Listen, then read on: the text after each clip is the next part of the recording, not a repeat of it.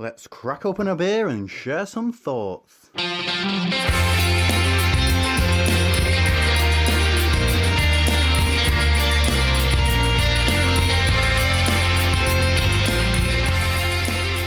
Welcome to Opinions, and we're back in your ears once again. We have beer in the glass and we're ready to go, aren't we, Martin? We are, and the beer in the glass is looking very inviting, but I don't think we can dive into it yet until we say hello to our guest. Welcome, Combie.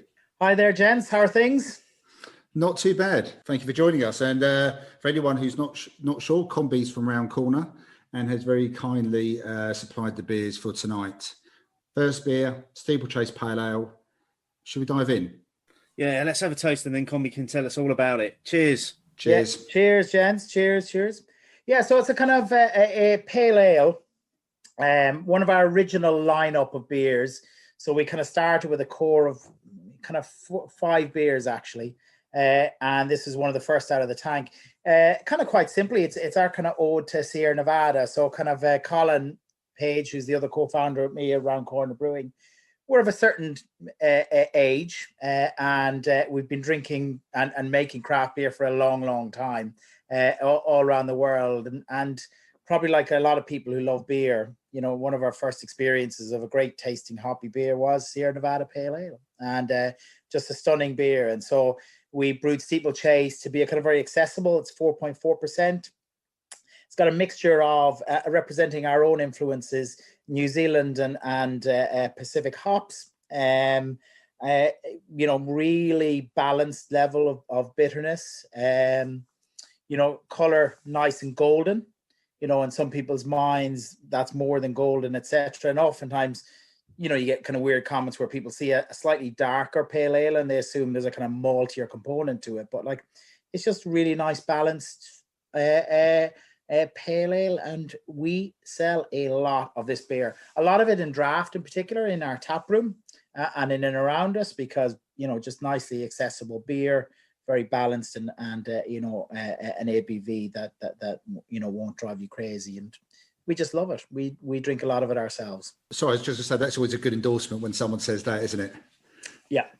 The ultimate endorsement, if you're willing to, and want to drink it yourself. Yes, definitely. Can I just say that I think you might have understated it a little bit when you said about the hops. The list of hops on the side of the can that have gone into this. Raquel, Matueka, Citra, Amarillo, Mosaic, Simcoe and Cascade. Yeah. You didn't really scrimp on those there, did you? No. And you know, we figure when we're making a beer, we're going to do it properly.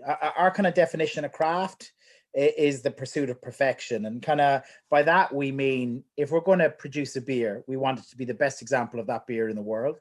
You know, and so for us, it's not about just necessarily throwing ingredients at something. It's you know, choosing the right balanced ingredients. You know, kind of assembling the best team, the best equipment, all of those types of things that we can do to produce the best example of that beer that we possibly can, and constantly refine it. And if that, you know, in our mind, if the beer calls for, you know, a great hop bill, in this case, as you say, a kind of mixture of a couple of Kiwi hops and a whole bunch of Pacific hops, we're going to do it. And yeah, and we think it shows, and it's just a really nice balanced beer. You know, we'll sometimes do the exact opposite. This year we're doing a whole series of single hopped beers. So we'll go the other route, and you know, there's always a risk that you'll get a very clear flavor of that single hop. Sometimes might be a bit, you know, in people's minds, one-dimensional, but we just like experimenting, because if we do truly believe that, you know, craft is about the pursuit of perfection and you know, constantly improving, then you've got to try everything. So it's probably reflected generally, and we have a huge spectrum of beer. So our kind of view is, it is a bit weird in the UK. We have brewing backgrounds in New Zealand, Australia, and Asia, etc. It's quite IPA focused in the UK. Quite juicy IPA focused as well.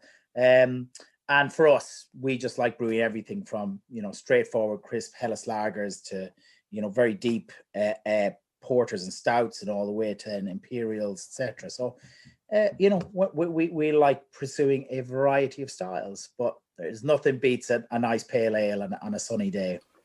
Can I just say how refreshing it is as well to see a 4.4% pale ale that's actually called a pale ale and not a session IPA?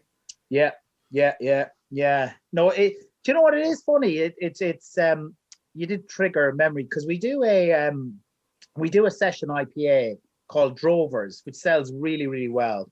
So it's kind of juicy, etc. But we originally launched that as a summer ale, and certainly in places like New Zealand or Australia, there is a concept of summer ales, and people know exactly what they are. When you come to the UK, it's a phrase that's more associated with the cask ale market probably than the craft beer, and people really didn't know what to make of it.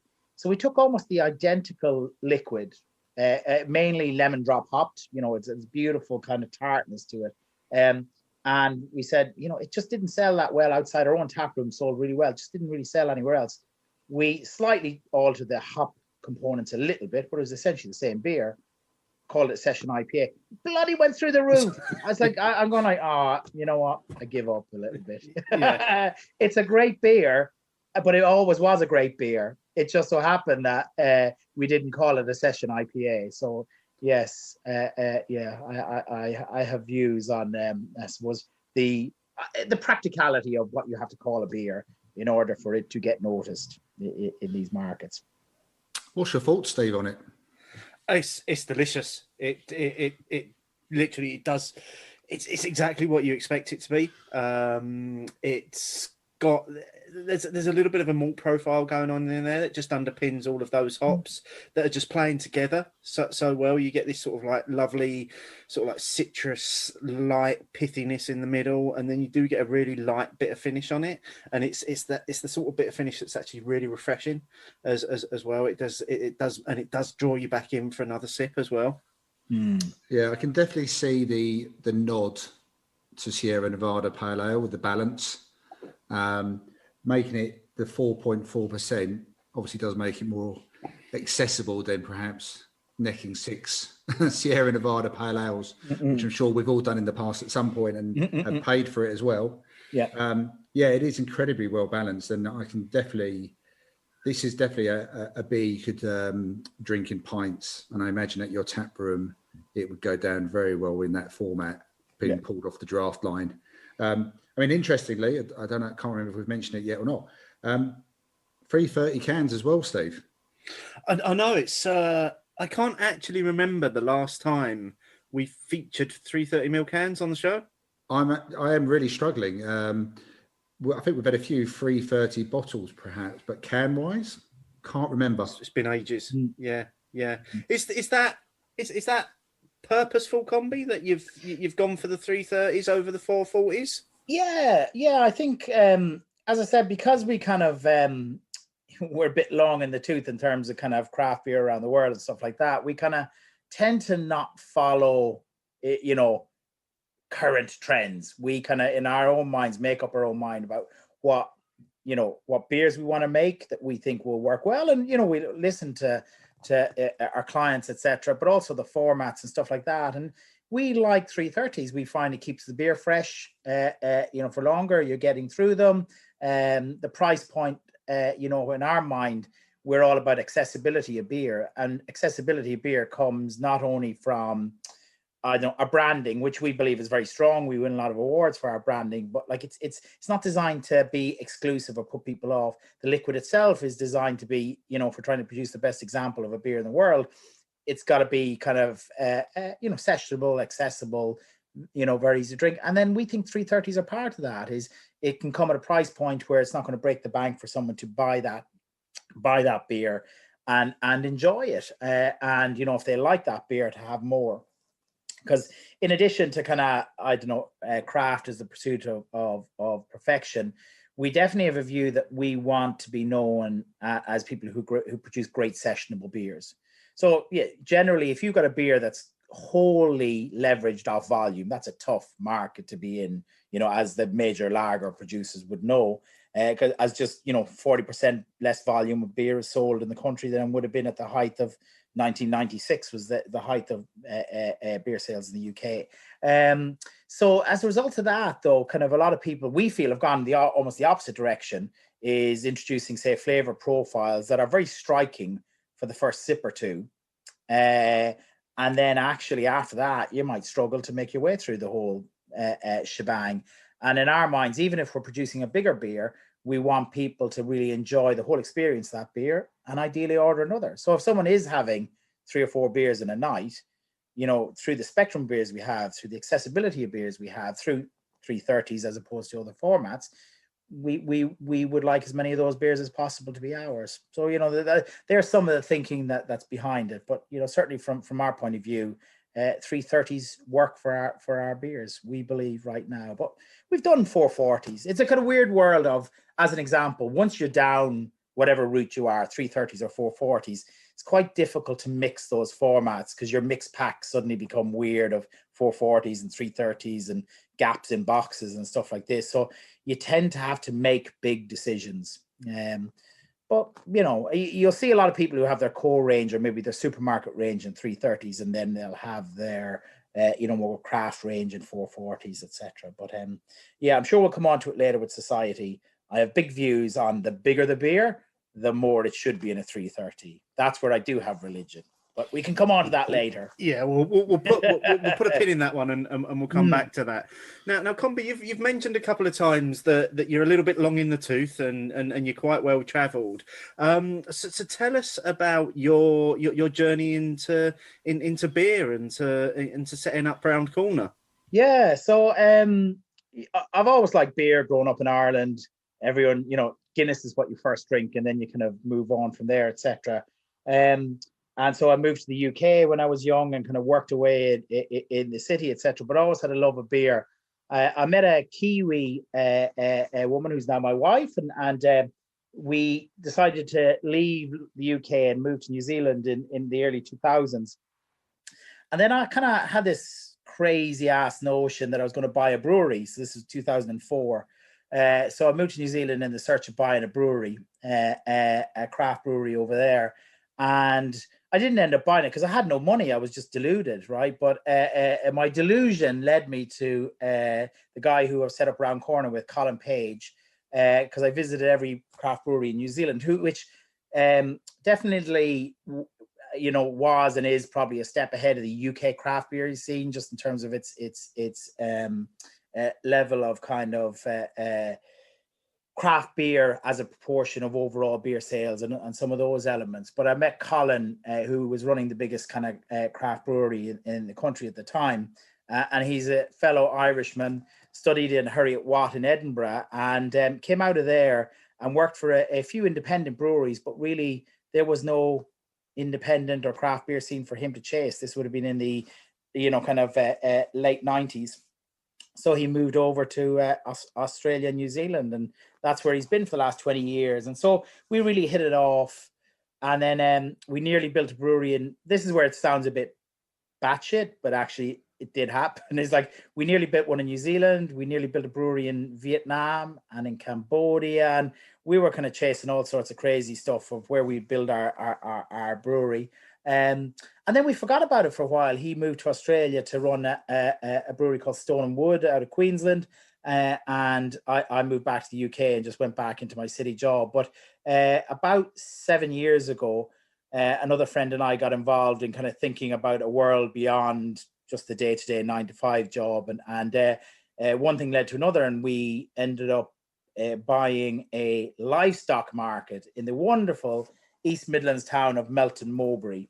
And it's still a massively live and vibrant livestock market. So on a Tuesday, you'll get 6,000 sheep all milling around our brewery. And on Wednesday, it's 1,000 head of cattle. It's a crazy place. And there's also huge amounts of food fairs and festivals. And it's just the most amazing site. You know, I have not seen a site like it, just in terms of the stuff that goes on and how unique it is. And so looking at all of those elements of Melton Mowbray itself is a town that has, it's the only town in the UK that has 2 designated origin products. So I don't know if you gents could name them. This is my test always for people of Melton Mowbray. What 2 food products can only come from Melton Mowbray? It's definitely a pork pie. Pork pie is number 1, yeah. And the next one is struggling with number 2. Don't they also do a cheese? They do. Stilton. Yeah, I was gonna say Stilton, but it just sounded like it was so wrong. Yeah, but surely Stilton's from a place called Stilton. There is a town called Stilton, but Stilton cannot come from Stilton. It can only come from the areas in and around Melton Mowbray. So it's the borders of Leicestershire, Nottinghamshire, and I think that's it. So all the kind of cheese makers are in around us. So it's called the rural capital of food. So it's amazing food heritage, but actually no brewing heritage to really speak of. And as a result of that, generally, we got excited. I got excited about, Christ, and this took me a year or two of getting involved with this Melton Mowbray thing to think we could set up a brewery here. And so I rang Colin in Australia and I got him to he didn't hot-foot it over. He said, oh yeah, I'll help you set it up. And, we were going to do some sort of lifestyle, very small thing and stuff like that. And then one thing led to another. And I think he started to get excited about it. He just said, all right, I'm coming home to get involved in this. And so we built a 20 European style brew house. We raised a whole bunch of money to do that. So our kind of intention around this definition of craft that we've gone through is to do things really well and properly. So, we built a state-of-the-art brewery initially with 4 fermentation vessels, now of 6, constantly expanding, initially all into keg and cask. And that was the case right up until when COVID hit. So our first beers came out in December 2018. And we were really about pubs up until then.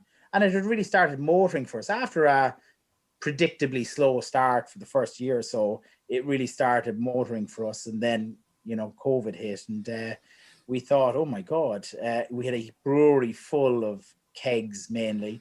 And I thought, we're done for here. But we weren't.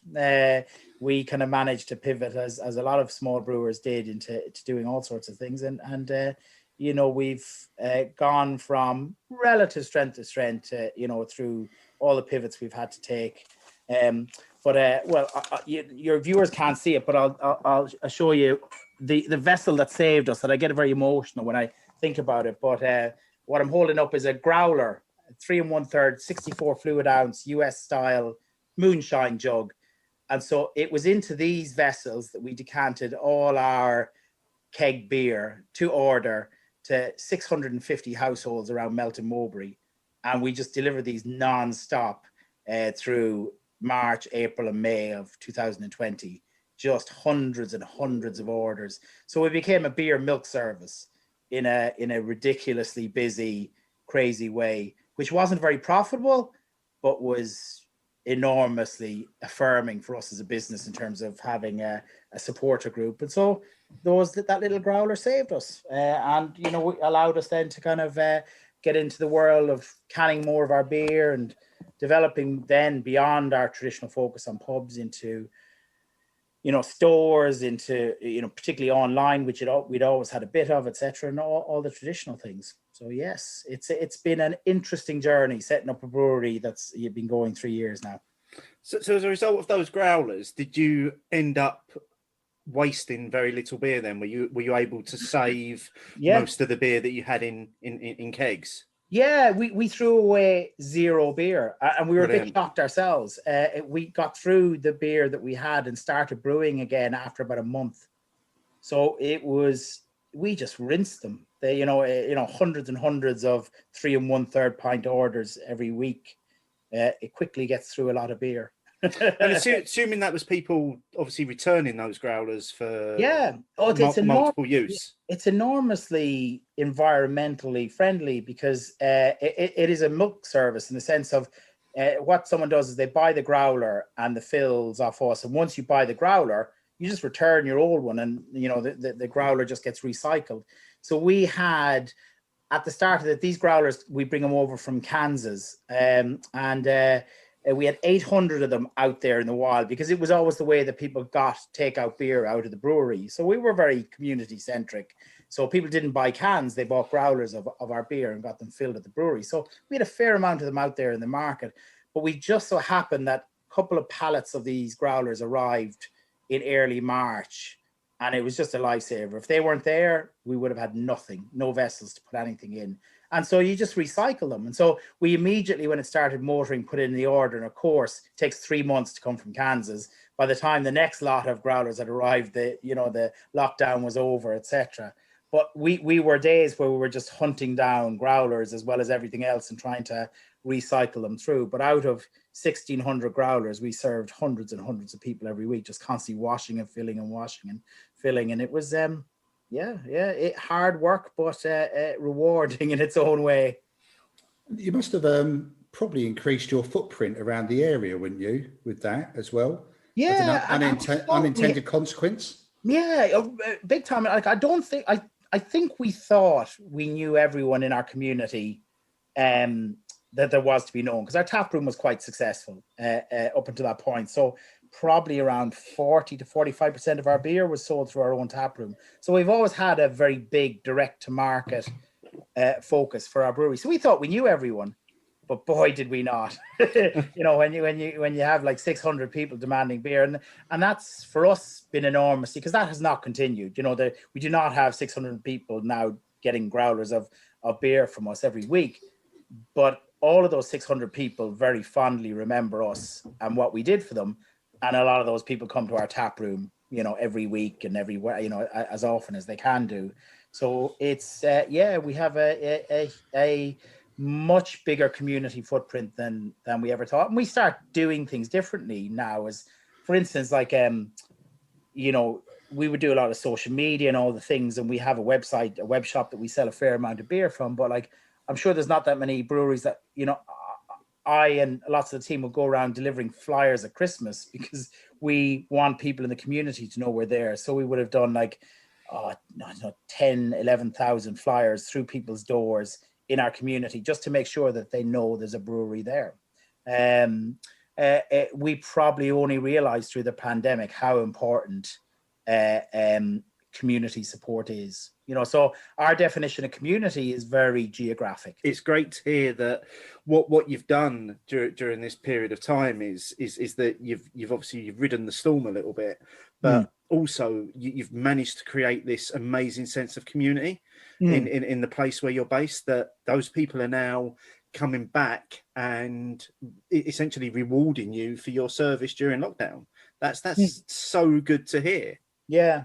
Well, it's we spend a lot of time with other brewers, so we definitely have a brewing community and we've got our geographic community, but we know when things rain down, and it was our geographic community that needed us most and that we needed most. And as a result of that, it was, we're very conscious of that. And as an example, we've just, like most breweries, we have a big tap room and we service that for food through street food vendors a lot.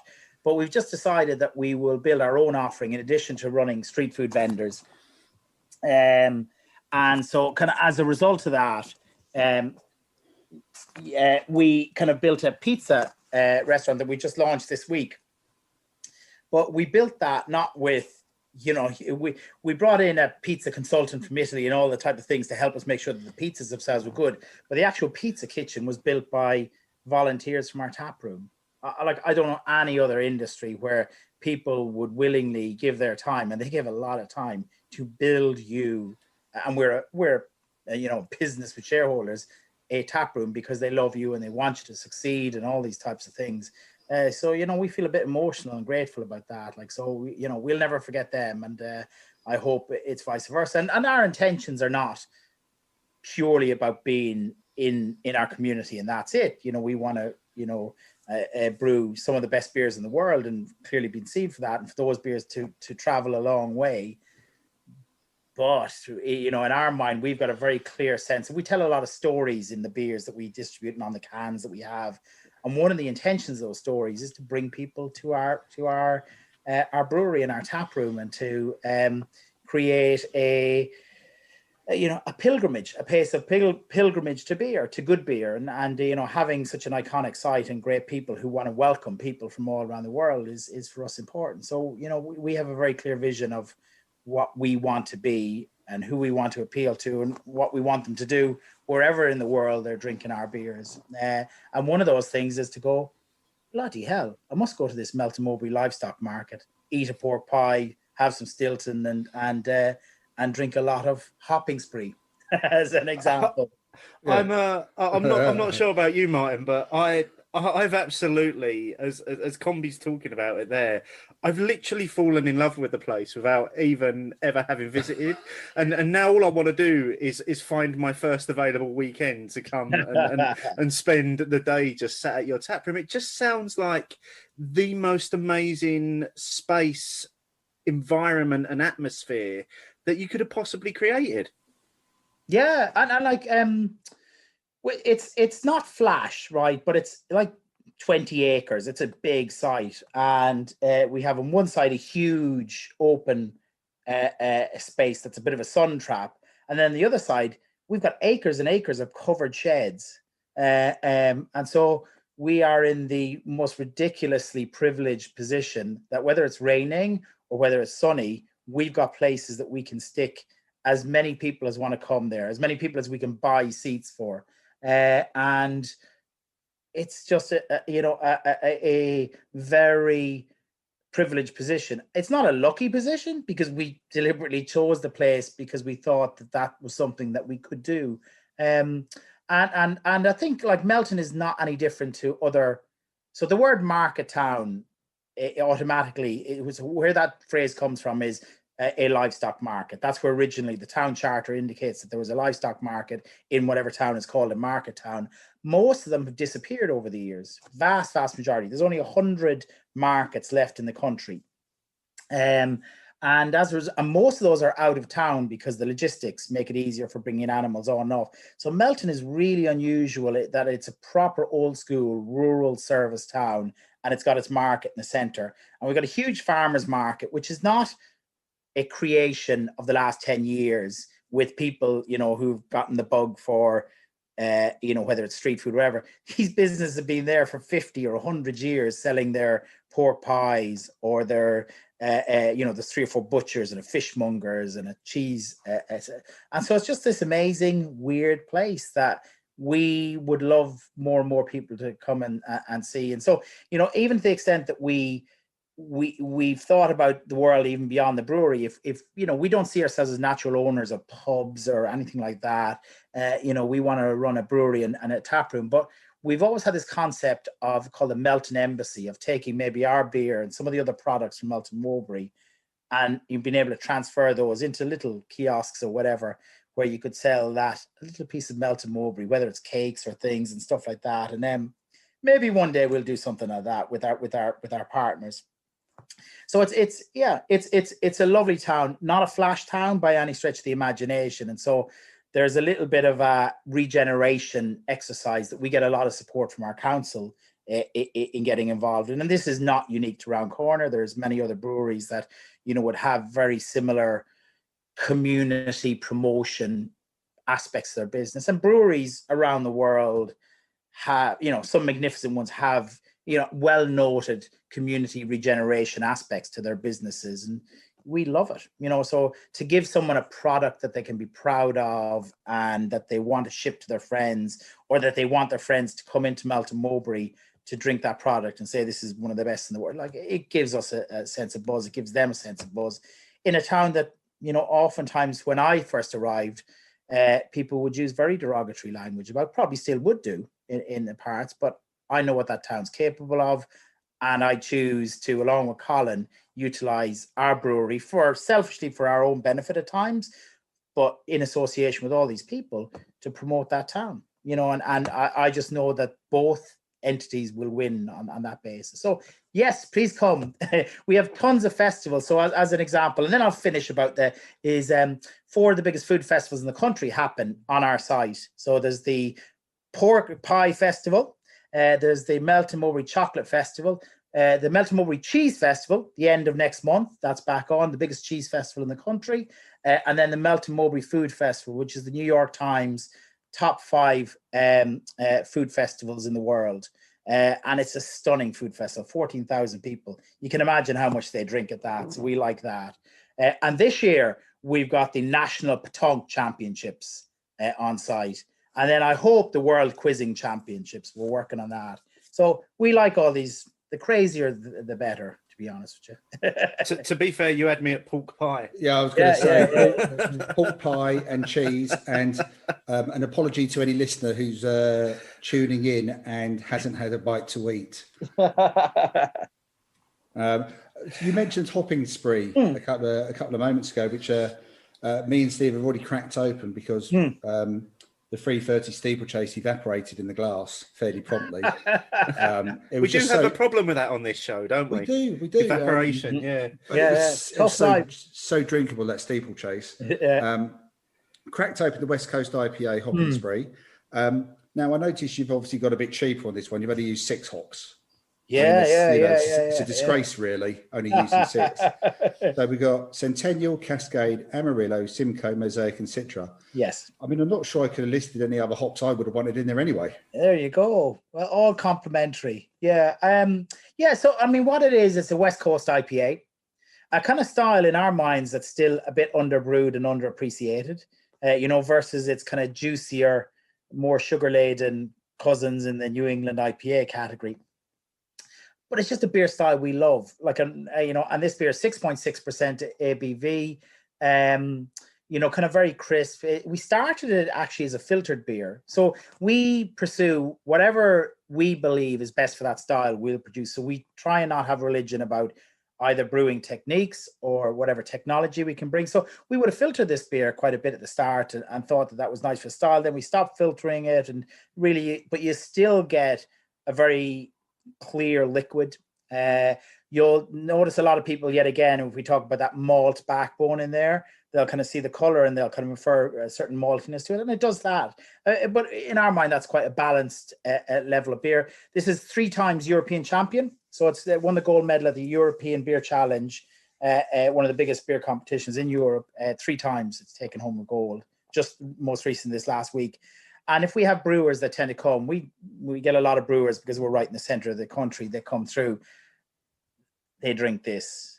Brewers do not tend to drink other people's NEPAs or their imperial stouts or those types of things. But if they can find a good lager or a good pale ale or, good classic West Coast IPA, something that's, that's got a kind of level of nuance to it, etc., they'll do that. So yeah, you certainly have brewers that come and try and drink us dry of Hopping Spree in pints.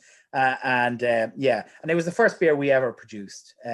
So I'm sitting here in Wimbledon, and the first ever keg was here in my house that Colin brewed and brought down here, and we cracked it open, and it was stunning then, and it's still stunning now. And to be 3 times European champion, there's something special about it. This is one of the ones I've had before, a couple of times in the cans, and you can see the relationship between that and the Steeplechase, especially with some of the same hops, the malty backbone, but it's not overpowering at all. There isn't too much of that sweetness. There isn't too much as maybe some caramel and stuff like that coming out. The bitterness level has gone up a little bit. Yeah. The balance is still there.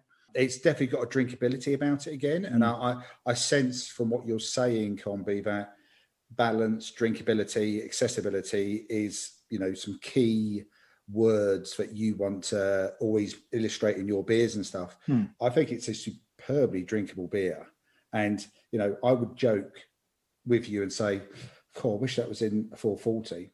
but actually, because I can pour just a 1 can into a nice glass and it comes up to, maybe 2 fingers from the top and then a bit of a foamy head, it is working really well. And it does mean I'm going to be drinking it while it's still chilled all the way through. Steve, I'm going to guess that you're enjoying this. I'm loving it. I'm not going to add anything to what you said there. I agree with everything you said there. The right down to the size of the can being absolutely perfect for this beer. It's one that I would very happily have a stock of this in my fridge and just reach for it as almost as like a fridge filler, and because it's so easy to drink. Yeah, and in general, you kind of you hit the nail on the head in terms of what we aim for is drinkability. We really love it, and we produce a lot of NEPAs, no doubt about it. We do a session IPA, Vermont Hazy Session IPA. We do a 440 can of a NEPA, like probably our most popular beer in terms of what people vote for is our Donkey Jack at 7.2% New England IPA. But there's something magical to our mind about West Coast IPAs and classic and that kind of balanced bitterness. And I wouldn't bet on anything because I'm done having either optimism or predictions or whatever it might be. But I think there's still, the day of the West Coast IPA still has to come because it's just a superb style, very drinkable, nice level of bitterness that makes it, a good accompaniment with food as well as drinking by itself. And we think a lot about food as well, like huge amount of, because of where we come from. We like that style. And so, we think we'll just sell more and more and more of this beer, and that's fine by us. We love it. Well, the bitterness builds on this beer as well. The more you get into it, it does build. And I think you're right about the West Coast IPA. We went obviously all crazy with the IBU levels years ago. Yep. Then it all started to die down. And I think that's probably where the counter culture for the NEPAs sprung from as well, look, you can't keep on doing this. We're going to go completely the other way. And now I feel like the West Coast IPAs and some of the ones that have been coming out recently, Oregon Trail from Elusive, Big Eagle from Brew York, to name two of them, where you're starting to now get that balance, that marriage between the malt and the hops, some bitterness, the fruit flavors, and all of those two beers plus your one are so drinkable. And, there are some beers that I used to love that were in that category and they seem to have lost their way with the style. Whereas I feel like some of the newer breweries, they're really starting to nail what I love and what I consider to be the classic version and the well-balanced, drinkable version of a West Coast IPA. Although I've just looked at my glass again and there's a lot of it gone. I don't know what's going on. Martin, I think you and I should maybe just let Combie catch up a little bit with the drinks and just cover off a couple of news items while Combie is catching up. So first up this week was and this news broke a couple of months back, but it only seems to have made it to the light of day recently. And this was that Diageo are calling last orders on Hop House 13 in Great Britain. So they're basically delisting it all over the UK. Will no longer be available in supermarkets, pubs or bars. It will continue to be sold in Ireland, Northern Ireland and other markets. But they've decided that basically the sales of it absolutely slumped during the pandemic. I think as people started, as we were saying earlier with Round Corner, I think maybe people started shopping local and started looking to support their independence. And as a result of that, they were finding new and maybe more exciting and more tasty beers. Absolutely slumped. It lost 8.7% of its value over 52 weeks to the 5th of September last year. And it will no longer be available. And they're just going to focus on supplying Guinness to the UK from this point forward. I think that makes sense because, quite a few of the pubs in the city had started to take Hop House 13 on. And I know that people at work would say, oh, have you tried that new lager from Guinness and that, and people were picking up on the brand of it, that kind of stuff. But I think without it being in bars and pubs that Guinness had access to, I don't think anyone would have thought about buying it from the supermarket, for example, because I think you'll go one of two ways. You'll either go for some of the new wave of beers that were hitting the supermarkets, which, let's face it, over the 12 months greatly increased, or you'll go for those staples that you've known for a lot longer, of which there are plenty of those still to choose from as well. I don't think I'd ever think of Hop House 13. If I was going to someone's place for some socially distanced drinks outside, and I knew there were macro lager drinkers, I probably still wouldn't pick up Hop House 13. Yeah, I'd agree. Nothing else to say about that, really. The only thing I'd add from an Irish perspective, right? So I'll give you this is obviously this has happened before. So growing up in Ireland, you would have the Harp Lager, which was the earlier Guinness attempt to bring lager to the world. And the kind of the black stuff is so rooted in their souls that there's always a bit of a struggle across, whether it's Guinness or Smithwick's or some of these other routes and kind of how much love, they can show them and stuff like that. And and the lager world is very different. I mean, as an independent brewer, all of us look at Peroni with a mix of kind of horror and admiration about how much they can sell and for what price. And you're just thinking, oh Christ, yeah, it's horrible in some ways and just magnificently impressive in other ways. They kind of it's not the easiest space, but people like Peroni have clearly nailed it. Moving on to slightly more positive news then. Elusive Brewing are turning 5 this year. And I, for one, firstly want to say, where the hell has those 5 years gone? Because I still feel like I can remember the first commercial beer that Andy put out. But what they're going to do is they're going to celebrate this in 2 ways. So first of all, they're going to do, as it seems to have become tradition, certainly this year at least, they're going to do some collaboration beers. They're going to do 5 collaboration beers to celebrate turning 5. So they're going to work with Marble, Double Barreled, Siren, Weird Beard, and the Malt Miller to produce 5 unique beers that will be basically truly elusive, but also celebrating their birthday. And certainly 2 of the names on that list, Siren and Weird Beard, don't surprise me in the slightest, considering the admiration that Andy has spoken that he has for both of those breweries in the past. The second way that they're celebrating turning 5 is in the way that only Andy can give back to the community is he's running a homebrew competition, which will hopefully give somebody a commercial platform to maybe start their own brewery, which is essentially the journey that Andy went down becoming a brewer. So basically, it's a homebrew competition that's sponsored by the Malt Miller. There are going to be 100 kits available via the Malt Miller's website to purchase and to brew your own version of a Belgian wit beer. So you'll get all the core ingredients from the Malt Miller. The beer has to meet all of the BJCP styles, and then basically one of these beers will be selected to be brewed commercially by Elusive. The winner will also get a £500 cash prize, £500 credit at Malt Miller, and yeast from White Labs. So it's quite a lucrative homebrewing competition. Now, as we record this on a Monday and it releases this Thursday, these kits go on sale the Wednesday in between. So I'm guessing by the time you've listened to this, if you wanted to get involved in this and you haven't already, it's too late, because I imagine those 100 kits have gone. I reckon they'll go pretty quickly. I think it's, firstly, happy birthday to Andy. I agree, 5 years. But the competition, yes, such a lovely nod back to Andy's route to market and convincing him that this was something, A, he was good at, and B, he should pursue further. So I think I like the fact that they've gone for a particular style as well. A very unique style as well. Yeah, and whoever's judging that's a lot of Belgian wit that's been drunk over a period of time. I love the tie-up with the Malt Miller. Good luck to anyone who enters. And, if you do manage to bag the kit, I really am looking forward to hearing how people get on, I have to admit.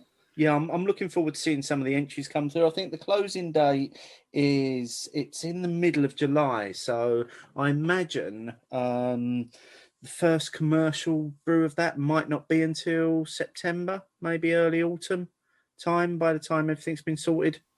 Yeah, I'd imagine there's going to be a due process to go through as well, isn't there? So yeah, and then you've got literally just logistics, and who knows how those logistics might change a few months as we get closer to autumn and winter anyway. So I'm sure they'll get it sorted one way or the other, but I am really looking forward to viewing the competition from the outside looking in. Yes, very much so. That's it for the news this week. Just a couple of bits that I wanted to pick up. Hopefully that's given Combie a little bit of time to catch up with where we are on the beers, because once again I'm suffering from the evaporation problem here with the hopping spree. I've got to say, I know when we first met you at Brew London last year, Combie, we had a little try of this on draft then, and it was fairly early on in the day, and I thought to myself, I need to take it easy with this one, because I could just be disappearing down a hopping spree hole otherwise. But yeah, the can version has just got everything that I look for in this style of beer. It's immensely drinkable. It's 6.6%, so it's not a massive ABV, but if you have a few of these, it's going to creep up on you and hit you unexpectedly, I think. Yes. Sorry, Steve. Do you not think it's a massive ABV? 6.6%? I don't think 6.6 is. That kind of sits in... If you're from the States, it's a session beer, isn't it? Yeah, it kind of sits in my sessionable range these days. Yeah, that's what I'm saying. But I think our sessionable, I mean, we've joked about it before, but I think our sessionable numbers and our range was altering anyway. But I think lockdown has probably accelerated that. And I reckon if I was doing pints of this would catch up on me quicker outside at a tap room or a pub than it would do at home. It's interesting. I would drink it at a pace which probably wasn't the right one to apply to a 6.6% beer. Yeah, it's interesting because I've seen a lot of people comment on Twitter recently. So certainly since drinking outside in pubs started up again, a lot of people have commented that during lockdown they were able to drink 7 or 8 440ml cans and be fine. They've gone back to the pub and they've had 3 pints and they're absolutely on their arse. I know it's a strange one. I don't know whether it's the atmosphere, the fact that maybe you feel a little bit lightheaded, as much because of the fun element of it as well. But I would agree that when I went to the Leon C tap room, and I wasn't doing any of necessarily their big beers, and I've been drinking Leon C beers at home during lockdown, and I felt it more between 4 and 8 than if I had been doing those beers at home. Having observed is people drink quicker. That so what you because the time periods are a bit more compressed, because I think people were drinking away, but like oftentimes you might be on a Zoom call and you'd be there for bloody hours and it would, time would pass by, whereas certainly in those first few weeks people were there, they were going to like jam beer into them and they like someone was going to take it away from them. And so I think it was the speed of consumption as well as everything else might be a factor. Yeah, I would say that 6.6% probably falls out as sessionable, though, my opinion. But that doesn't. I'm not going to put it to the test. Well, if we ever get to Melton Mowbray, Steve, I'm sure we would give it a good go. But I would say, that's your challenge.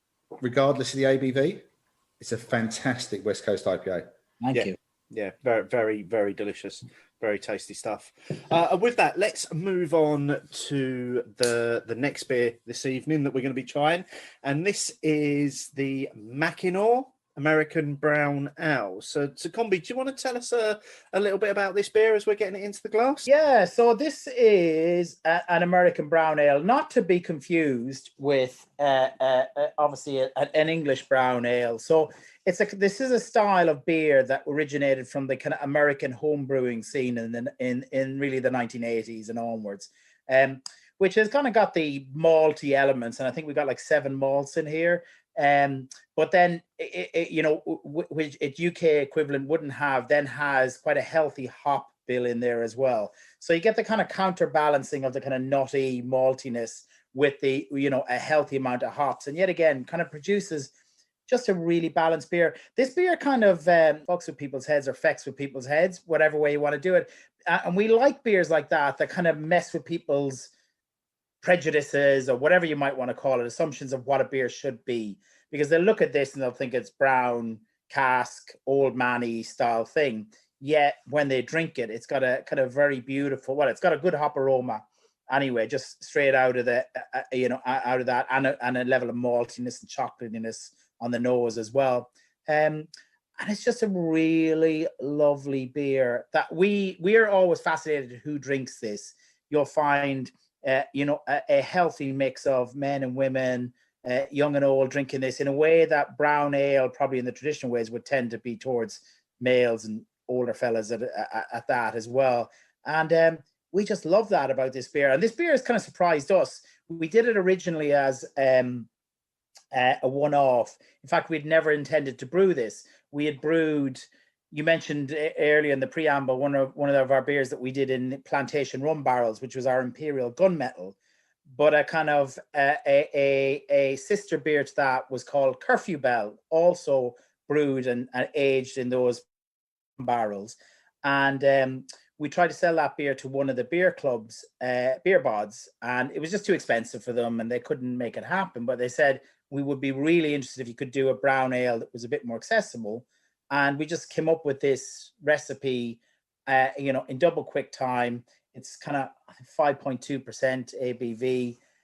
Nice complexity to it, but just very drinkable and sessionable. And as I said, like nice balance of malt and hops. And then the only other thing to add on this is we generally try and name our beers with that accessibility in mind and also telling stories about our area. So Mackinaw is the cloth that if you're a film buff, then on the waterfront with Marlon Brando, he wears this kind of plaid jacket that's kind of almost equivalent to like a donkey jacket in the UK.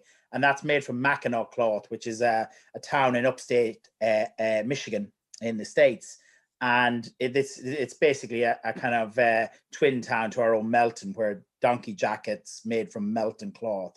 So that's where the Mackinaw name comes from, is an American brown ale brought over here in much the same way as Mackinaw cloth is the US equivalent of our own Melton cloth. So there's an insight into our own weird little naming conventions. And as per usual, we tell stories about that. And, you know, we like people coming on with donkey jackets anyway, in general, kind of showing off their Melton credentials.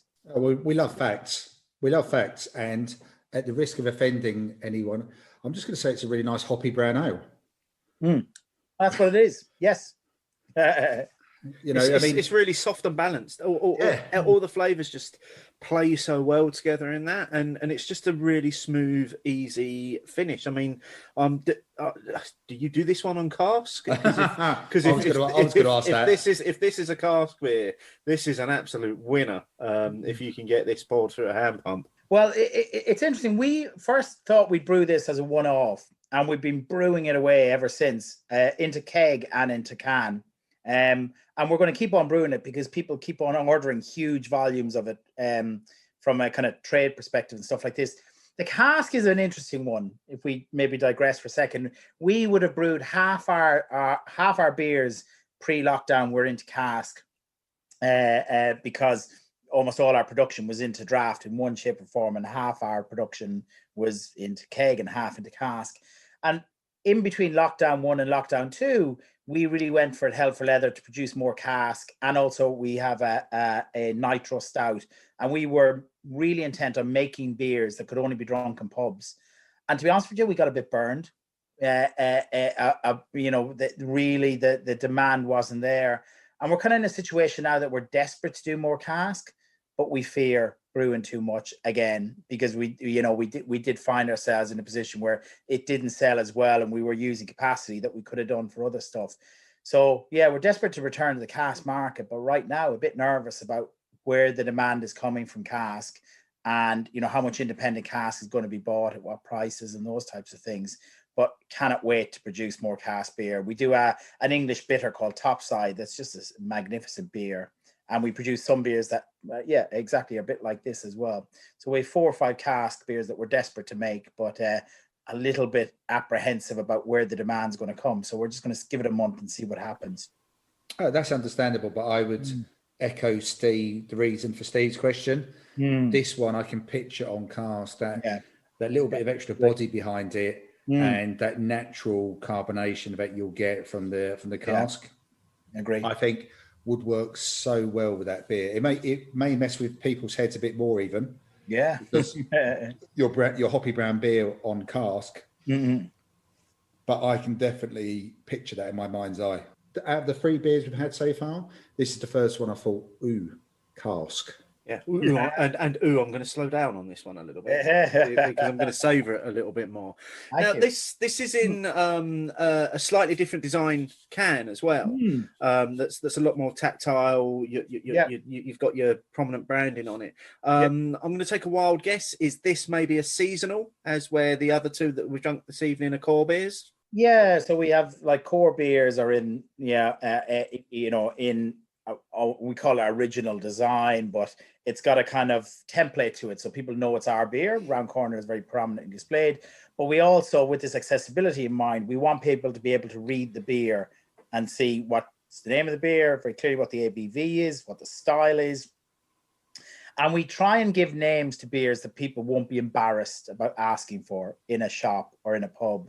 It's a kind of, we didn't think it was the most revolutionary thing, but you sometimes see a lot of breweries fail, and we sometimes did it. We do lots of Kiwi beers. We have a beer called Jandals and Togs, which is a Kiwi session IPA. Sells really well, but no bugger can pronounce it.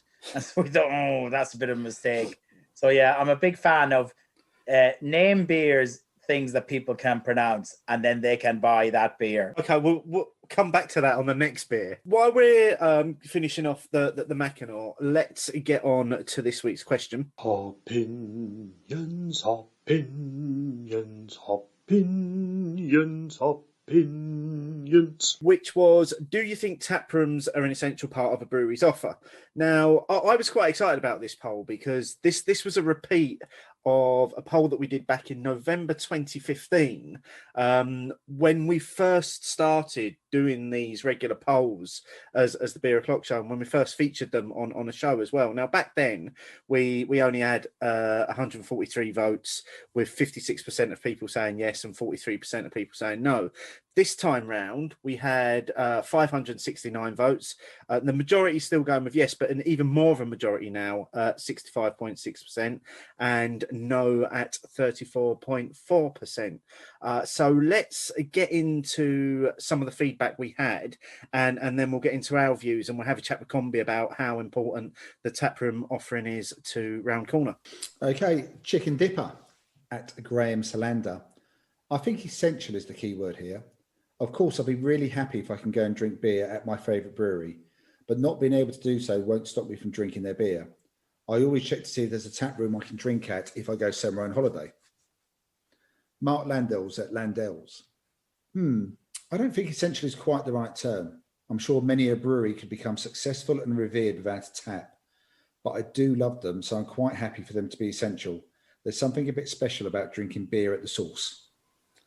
James at Gammon Baron, maybe not essential for all, but if it means more of my money goes direct to the brewery I like, then I'm all for it. Sean the Brewer at Sean Ailing. I think it's a good mix of outlets in a town is still essential though.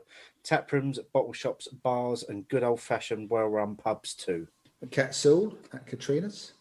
Beneficial, yes, but not essential. My favourite brewery does not have a taproom.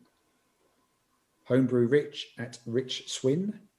It's certainly a good way of building a local following and regular custom. Any tool a small brewery has of making money is essential to its survival.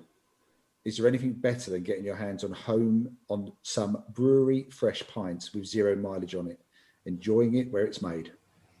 From Johnny Tyson at Beer Wrangler. For small breweries, it's an essential avenue to turn over beer, and with an increased margin. It's vital as a physical embodiment of the personality of the brewery too, in my opinion. And then from Guy Miller at Brew Guy, yes, a taproom is a showcase for the head brewer to show his beers in perfect condition as they would drink it themselves, as is a true reflection of their standard for me. Steve Gray, folks like drinking where the beer is made, and it makes a real connection between the brewery and punter. I miss sitting by the FVs, it's quite different from being in a pub. And from the Ale Trail at the Ale Trail, definitely like the fact that small breweries can cut out the middleman and earn some real bean with an on-site tap. From your boy Rob Edwards, I voted yes, as widely small independent breweries are able to sell a large quantity of their output on site, at least to start with, a great way to build a reputation. Of course, this isn't always the case, but taprooms are important for many. And then from the Owl Lady, I voted no because it's not something that alters my opinions on breweries at all. It's all about the quality of the beer. However, they may now be essential from a business point of view, but I don't know enough to form an opinion on that. Rich Caller at R Caller. For some scales of brewery, the only way to be commercially viable is through a tap room of some kind, so pretty much essential for them. James at Iron Pier James. We wouldn't have survived without our tap room. And with the government pushing the new 2,100 hectolitre limit, they're going to be even more important. From Horsforth Brewery at Horsforth Brewer, definitely depends on which side you're looking at it from. As a punter, not essential, but a great opportunity to try their range that you won't find elsewhere. And as a business, unless you've got money behind you, yes, pretty much essential. And then final comment comes from Round Corner Brewing at Round Corner Brewing. Now, do you remember what you said here, Combie? I think I do. I'll find out. Do you want me to nudge your memory a little bit? Yes, please. From a brewery's perspective, the margins, positive energy, direct contact with consumers, and sense of home and community can't be replicated any other way. That sounds like me, all right. Yeah. Certainly, it sounds like from what we've heard from you already this evening. Yeah. Yes, it sounds like you. I mean, loads of great comments there, and thanks to everybody that submitted comments on this one. It was really interesting to see people's views on it. So Combie, how important? I mean, we have spoke about it already. In terms of the space that you've created and the sense of community that you've got there, but how important is that taproom? Firstly, to that sense of community and being a central hub for the local community to come to, and then secondly, from a business point of view, how important is it that you now have that outlet to serve your beers directly to consumers? Yeah, look, there's a couple of things even before I get into our experience was interesting that a lot of people picked up on the word essential in the poll, and like whether that was, you know, the most appropriate word, and it depended on whose perspective it was. And that's the interesting thing, because I kind of remember two quotes from there that triggered a couple of themes that are quite interesting, because it's more complex than we first thought. Like there's the one from the Ale Trail, which is like the fact that small breweries can cut out the middleman and earn some real money.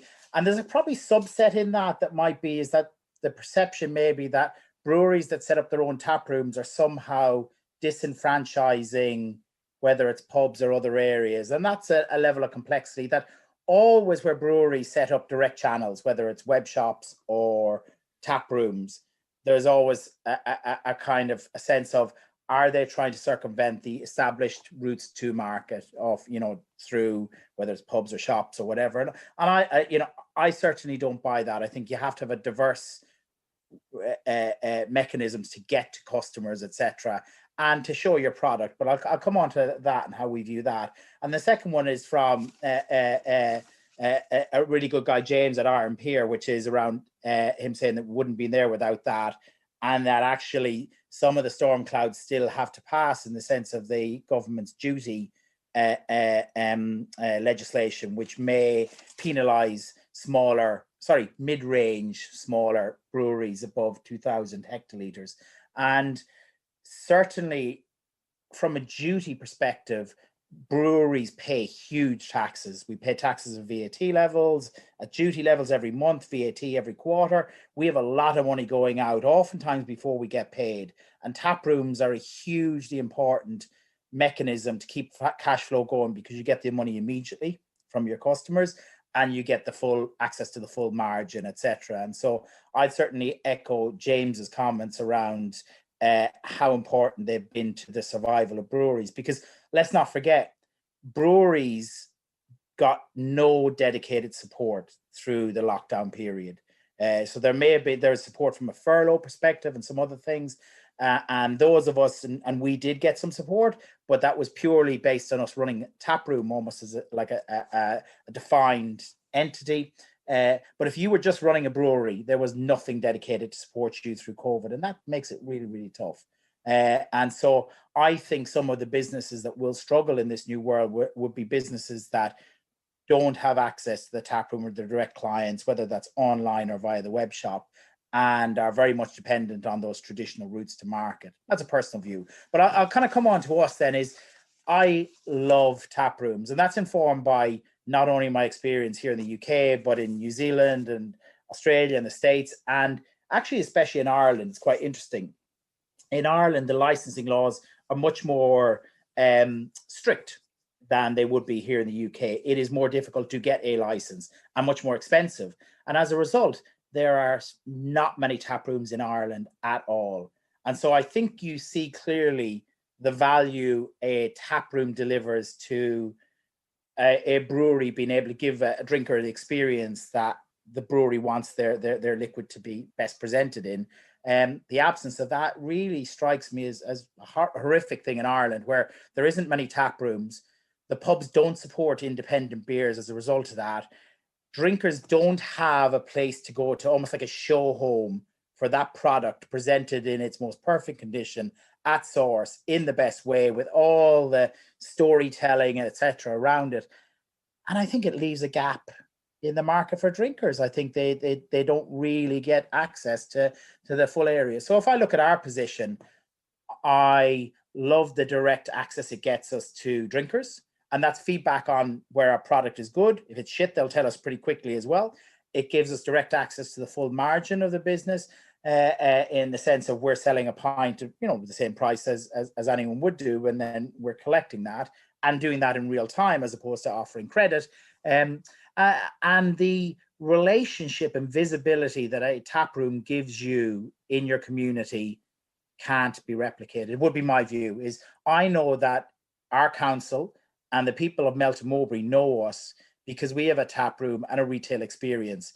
If I was just running a production plant for beer and it was coming out in kegs or cans, etc., I'm just not sure people would see us as that visible or that physically there in the same way as they've been in our site, they've been in our brewery, drinking our beer, and they did not want us to disappear. And I'm not saying that with any weird stuff. I'm just saying like that's a really credible, tangible benefit of having a tap room is just the sheer visibility that gives you in your community is really, really important. And I would view a tap room as an essential part of if any brewery was coming to me now or someone's setting up a brewery, you got to have a tap room. My sense is you've got to have a tap room and you've got to invest to make that a decent tap room to have an experience, because I think some of the struggles that brewers or pubs, etc., will have is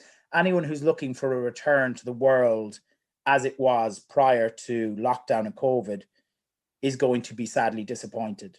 I don't think people would be drinking in the same way. I think people have been shocked about the quality of beer they've been able to get at home, the quality of food they've been able to get at home, the variety, how quickly that beer arrives, the prices, everything is quite magnificent. That's a real challenge for us as publicans and as brewers. And the only way, in my mind, that we can all rise that challenge is by giving people experiences and reaching into their houses and bringing them out.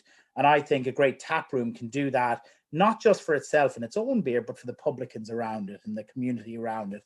And, the flow-on benefit for anyone covering those beers. And, we take that obligation and role quite seriously in terms of Round Corner and kind of how we want to do it. So, yeah, kind of I am a massive fan of tap rooms. And, we're very fortunate that we have an iconic location that's not a typical kind of, industrial estate or, those types of things. But I think it's really important that whatever assets you have at your disposal, you put them to the best benefit. You have as many beer festivals, as many reasons to people to come out and drink your beer and go to the pubs that stock you, etc. Those things are going to be incredibly important.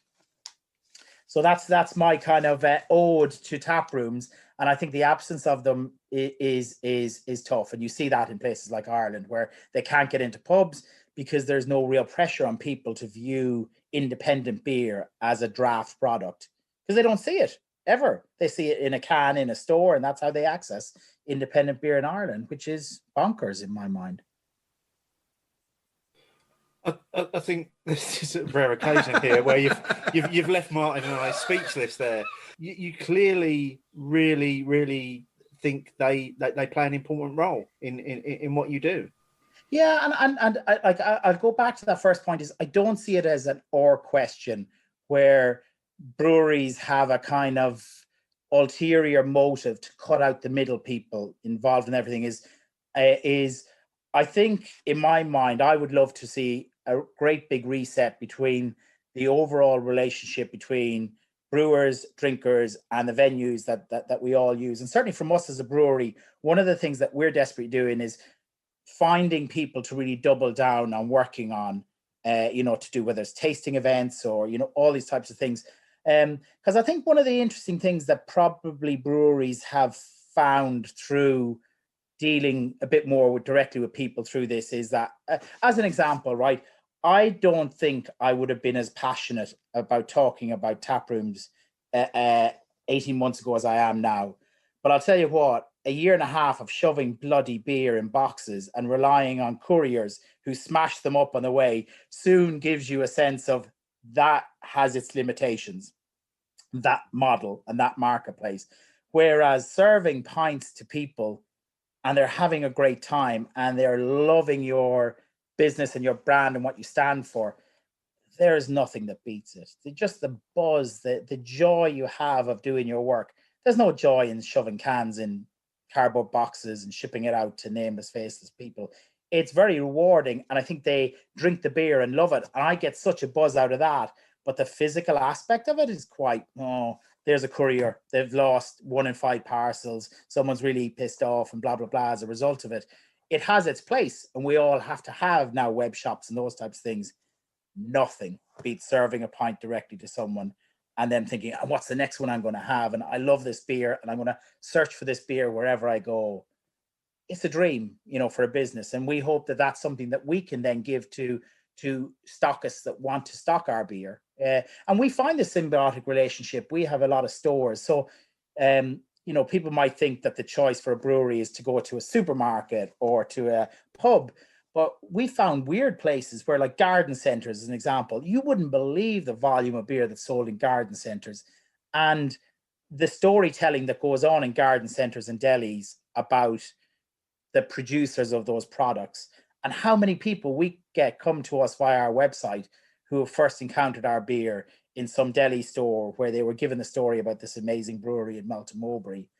It's magical, and so kind of, why would anyone want to lose all of those complex components in the overall story? So I don't see a tap room as an or question versus all the other routes that we've got to work on with pubs and other things to drag people out of their house. But I think it's a great place to start as the show home for your product.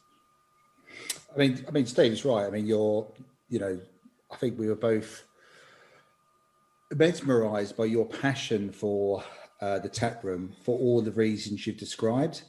And I think for me, and I think as Steve referenced on the last show, I think I answered I put the first comment on this poll 6 years ago as a listener. Essential was never the fault for me, definitely not back then. It's definitely that passion for wanting to have the beer, presumably as they intended me to have it at its best.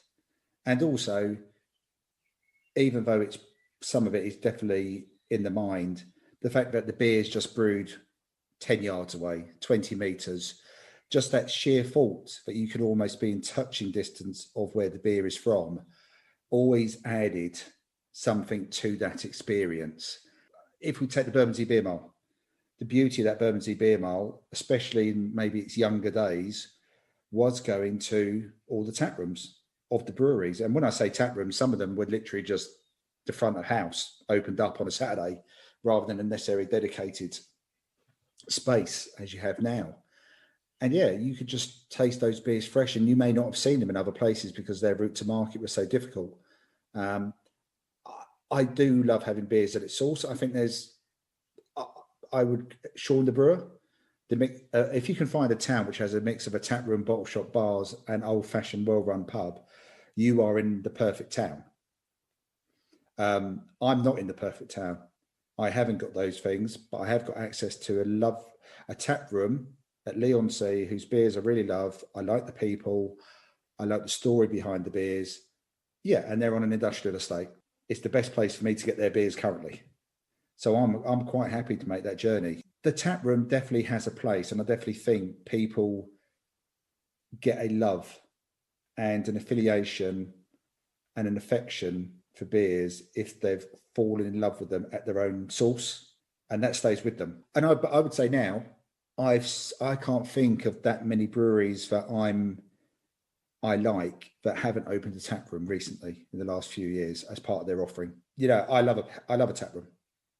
What's your thinking, Steve? What was your thinking back in 2015? Well, back in 2015, they were at that stage. They were still a relatively new thing for breweries to have, and I think apart from your example of Bermondsey, there were very few breweries in the UK that had a tap room. But if I now think forward to now, and certainly think back, certainly over the last year of podcasts that we've produced, and every time we've had a brewery on, that brewery has had a tap room. And they've spoken about the tap room. And even if you think about Amity, who we had on when we had Russ on, he was actually talking about opening the tap room before they'd even started brewing their own beers on site. That they were still brewing their beers at other sites to enable them to open the tap room.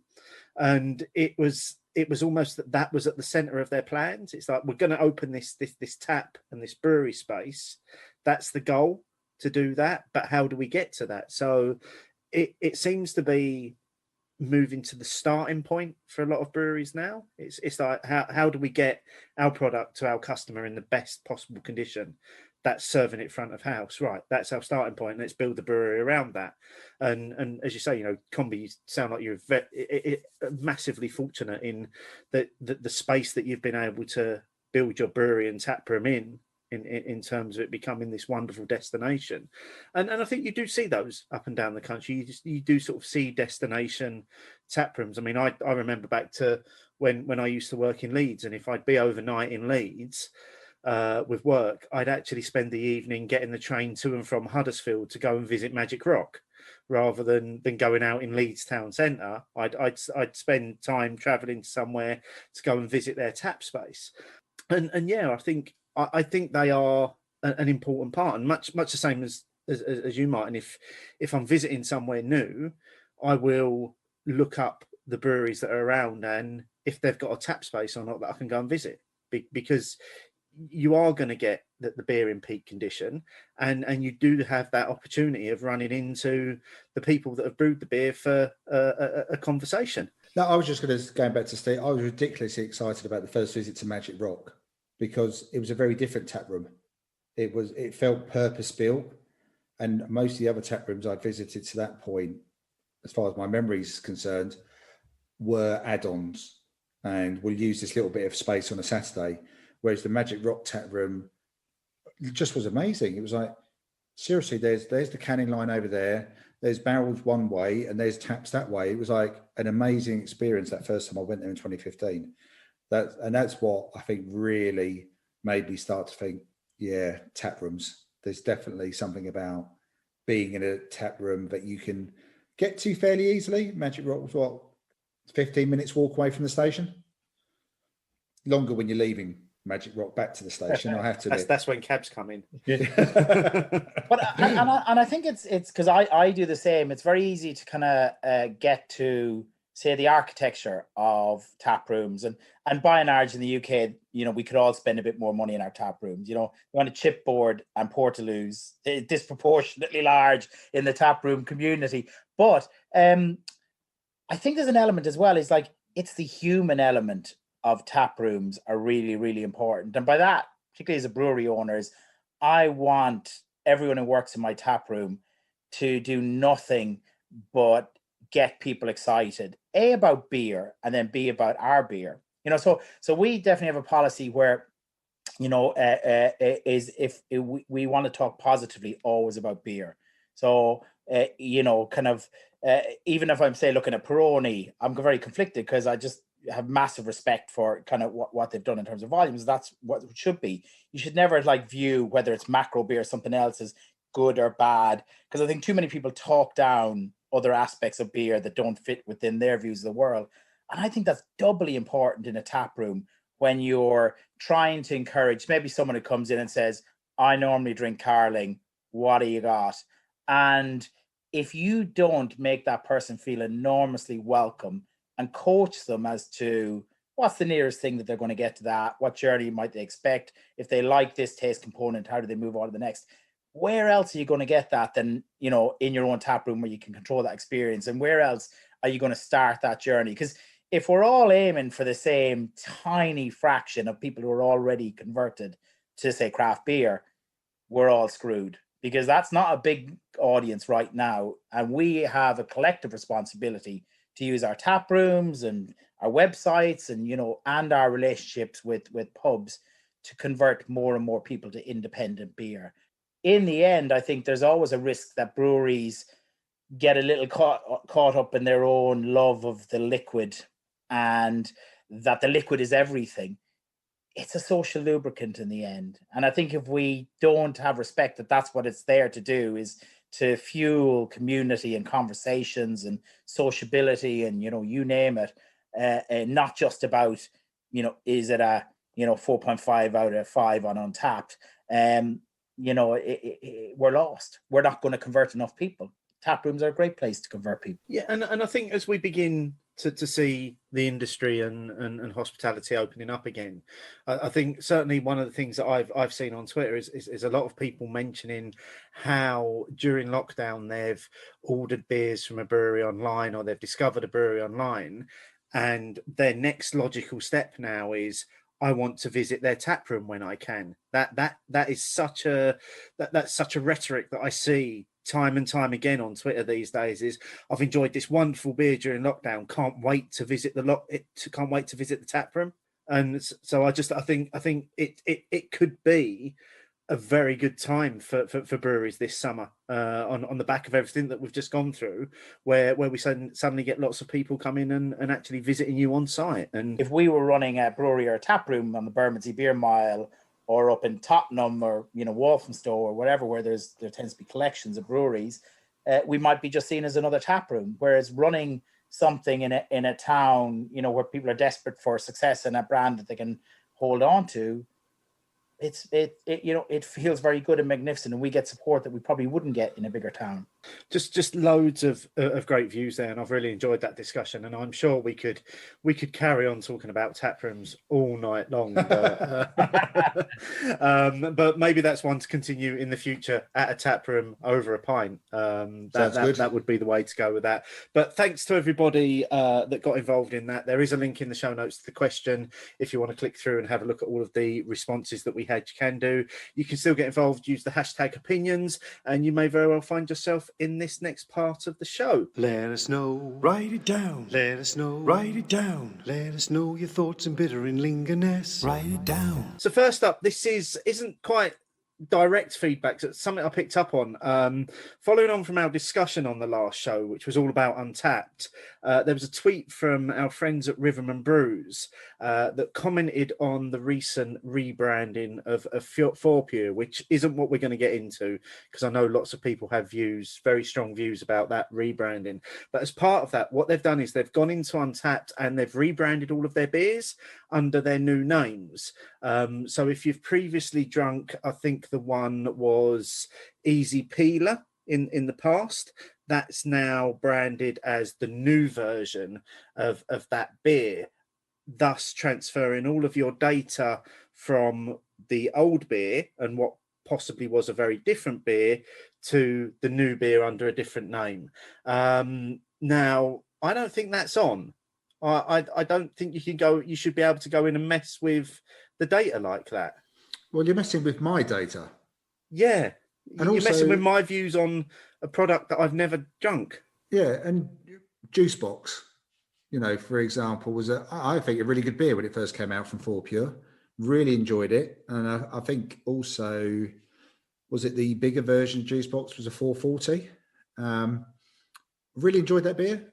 And I'm not sure that check-in exists anymore in that format. So I would rather you just left the previous data alone. And if you're going to bear in mind the marketing and branding that they've done around the new labeling, do a clean break and then start again.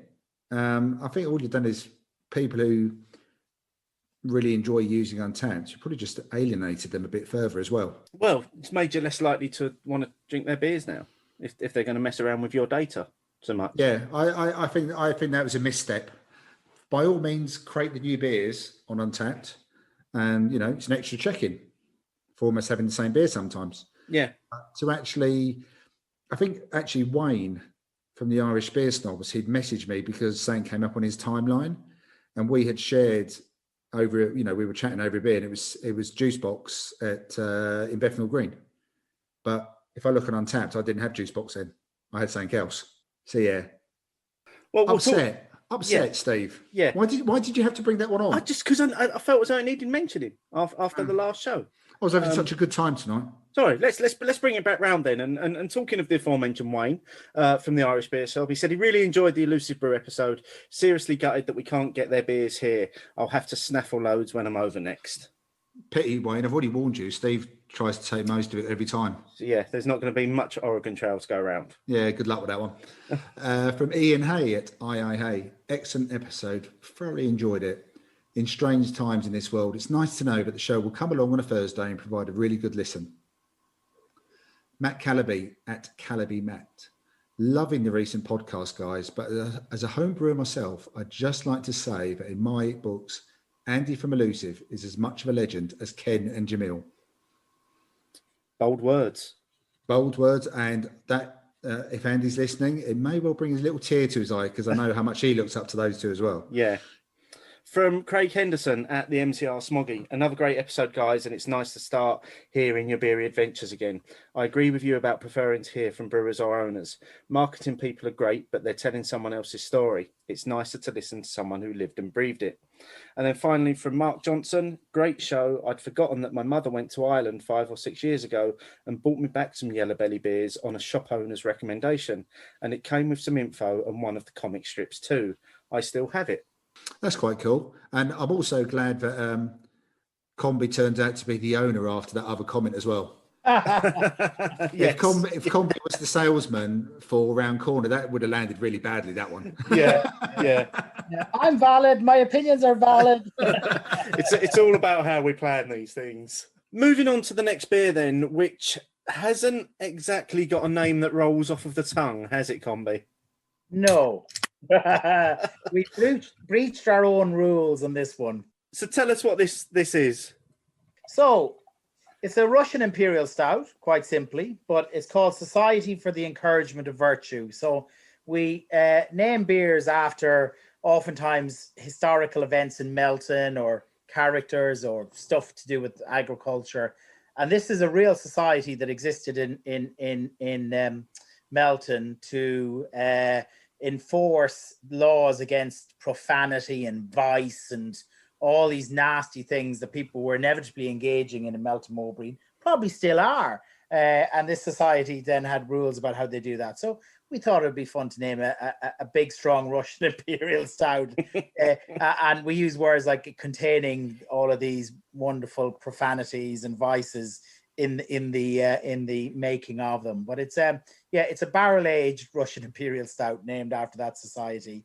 So it's the second year of making it. So last year we made a 9.6% version in plantation rum barrels that we brought over from Barbados that had 15-year-old plantation rum in them. And we aged first our Imperial Gunmetal, and then the Russian Imperial Stout, and then we did our Curfew Bell, our Imperial Melton Brown Ale, and those barrels were now retired, and some of them are leaners at our outdoor tap room.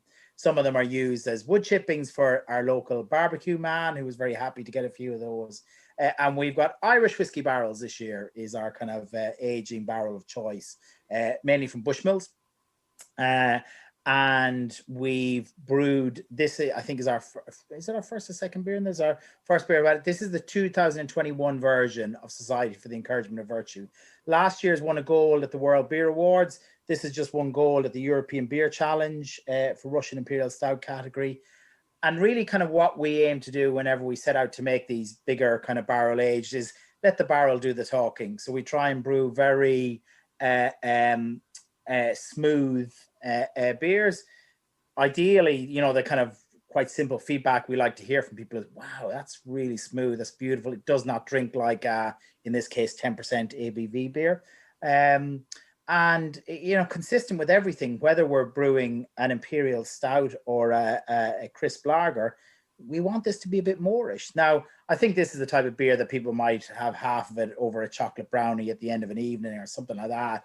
But we have drunk quite a few of these over our time to kind of test out the sessionability. And indeed, actually, just as a digression, but a useful one, because people do like to not oftentimes laugh at this, but we have a testing regime in the brewery. We have a huge lab So we believe in doing things the right way. So everything is kind of tested with an inch of its life. The yeast we use, the dissolved oxygen levels and blah, blah, blah, all the kind of logical things.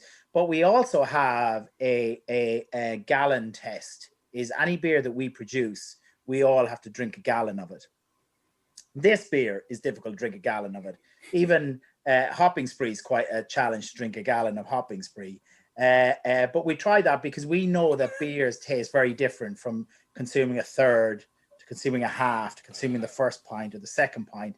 And actually, we feel it's really important that we know what that experience is, and that if we are going to refine a beer, one of the tests will be, how does it feel through that second pint or third pint, and those elements, including this beer. Russian Imperial. I have questions. Yes. But I need to drink this beer first of all. Yeah. I'm salivating here. Can we please try the beer? Yes. Yeah. Cheers. Jet black. Cheers. Beautiful aromas. You'll get the barrel off that beer, and just enjoy. The star is the whiskey and barrel, but yeah, but the whiskey isn't overpowering. no. It Very is. delicate. It's almost got like the almost the undertone of the whiskey rather than the overtness of a whiskey. And I know that I'm definitely more of a whiskey drinker than say Steve is, and sometimes the whiskey can be a bit much for some people. Yeah. This is just very, very smooth and very, very delicate with its aroma and flavor profile, and definitely doesn't drink like the 10%. There's none of that burn going on. And it's quite light, the body. Sometimes you expect these beers to be a bit more viscous, a bit thicker, a bit oily. Yeah. It's very clean still. Yeah. And people oftentimes, it's weird, that's very deliberate. That's how we would set out to make this.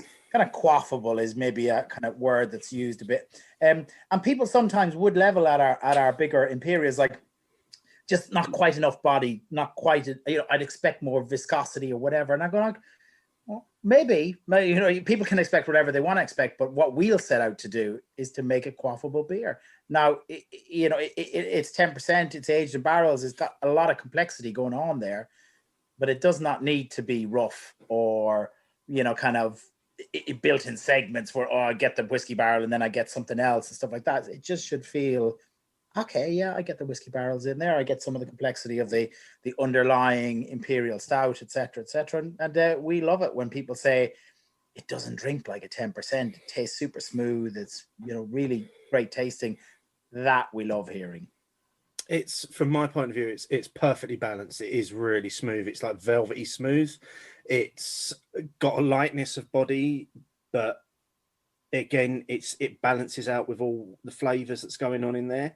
There is a slight warmth on the finish as well. And yes, for 10%, dangerously drinkable.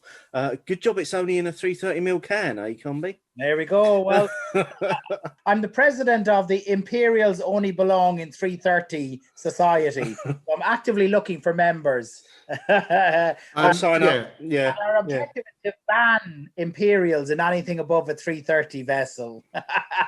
You alluded to this at the start of our conversation, and I would advocate that as well, because if we talk about the range of cans, then 440s for a certain style of beer at a certain percentage, especially if you haven't got the opportunity to share, it's just too big. A 330, or we saw a couple of breweries last year, which presumably it wasn't viable for them to carry on doing it, but doing them in like the 250 milliliter cans as well.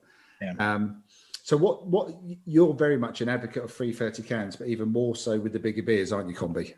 Yeah, listen, I don't have religion about 330 cans particularly, other than Imperials, right? So for us, just in our position, it made sense because where we sell big volumes of cans, which is to Honest Brew and Beer Hawk and people like that, they tend to see the beers that we produce in that format, and that works for us.